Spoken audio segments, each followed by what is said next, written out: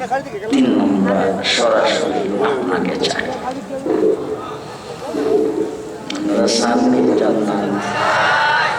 আল্লাহর সাথ কেটা কেটা দেখি আল্লাহর সাথ আল্লাহ কবুল মঞ্জুর করো। খাতামান হযরত শামসুল হক ফরিদপুরি রাহমাতুল্লাহি আলাইহি বলতেন, তুমি আল্লাহরে পাইছো, দুনিয়ার সব পাইছো, আল্লাহরে পাও নাই, কিছুই পাও নাই।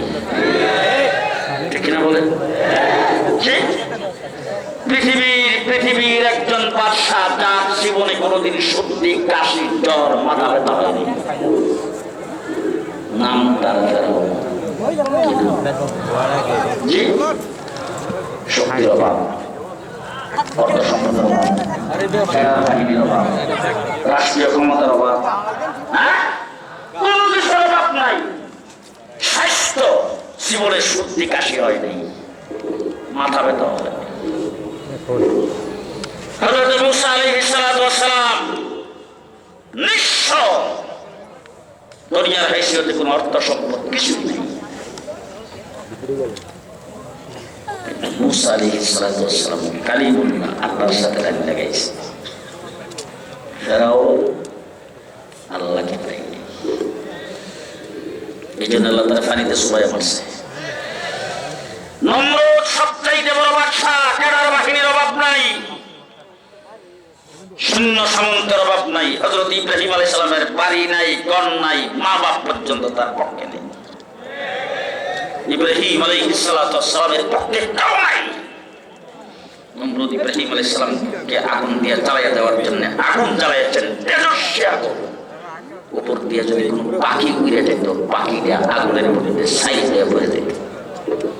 এত বড় তেজস্বী আগুনে হযরত ইব্রাহিম আলাইহিস সালামকে ফেলে দিবেন, ইব্রাহিমের পক্ষে কেউ হরতাল ডাকছে, স্লোগান, দরখাস্ত, আবেদন, মানববন্ধন কিছুই করে নাই। পক্ষে কথা বলার কেউ নেই। নিজেরা আপন বাবা তিনি যাইয়া সন্তান ইব্রাহিমের জামা কাপড়গুলি খুলছে আগুনের মধ্যে নিক্ষেপ করে দেওয়ার জন্য। হযরত ইব্রাহিম আলাইহিস সালামকে আগুনে নিক্ষেপ করার জন্য আগুন এমন পরিমাণে হিট যে আগুনের কাছে যায় নিক্ষেপ করা যাবে না, এই জন্য কেরিন বানাইছে। কেরিন চরকি ঘুরাইয়া চরকির মধ্যে বসাইয়া হযরত ইব্রাহিম আলাইহিস সালামকে ঘুরানি দিবে, রশি কাইটা দিবে, আগুনের মধ্যে ইব্রাহিম আলাইহিস সালাম যে কুর্তি খেয়ে পড়ে যাবে। চরকির মধ্যে ইব্রাহিম আলাইহিস সালামকে ফিট করে দেওয়া হয়েছে জামা কাপড় খুইলা। এমন সময় আয়েশা জিবরাইল কইছে, ইব্রাহিম ইচ্ছা করলে আগুনটা নিভিয়ে দিতে পারি, আমি যদি আগুন নিভিতে চাই আমার কিন্তু কিছুই করা লাগে, এখানে একটু পাও দিলে ইচ্ছা করলে আগুনটাকে দইরা নমরুদের রাজপ্রাসাদে লাগাইয়া দিতে পারি। তুমি যে ধরনের সাহায্য চাইবা ইব্রাহিম আলাইহিস সালাম কোনো কথা বলে না। আমি আইছি, আমার কি ক্ষমতা জানো তো?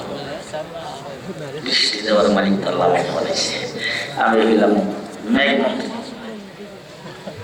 এখন আমার তো ঘরে বৃষ্টি দিলে তো আগুন যে কই যাইবো, বাসায় হয়ে আসে, বৃষ্টি লাগবে তো আগুন নিবে পর্যন্ত খালি একটু সিরা দিলেই তো যথেষ্ট। পেছন দেখতে কি ইসরাফিল আলাইহিস সালাম, আমিও কিন্তু আইছি। ফু দিলে তো আসমান জমিন যা আছে পাহাড় পর্বত সব তোলার মতো উড়ে যাবে, সাথে সাথে সব শেষ। এখানে কি ফু দেওয়া লাগবে নাকি? শ্বাস ফেলাইলেই তো। হযরত ইব্রাহিম আলাইহিস সালাম তাদের দিকে তাকায় কয়, আমার আল্লাহ বড় হয়েছে। জিবরাইল না লা তাখুযুহু সিনাতু ওয়ালা নাওম, আল্লাহ তো ঘুমায় না, উম্মানিও দেয় না। আল্লাহ কি সিটাগান গেছে? বলে না, আল্লাহর জন্য সিটাগান ঢাকায় করবে।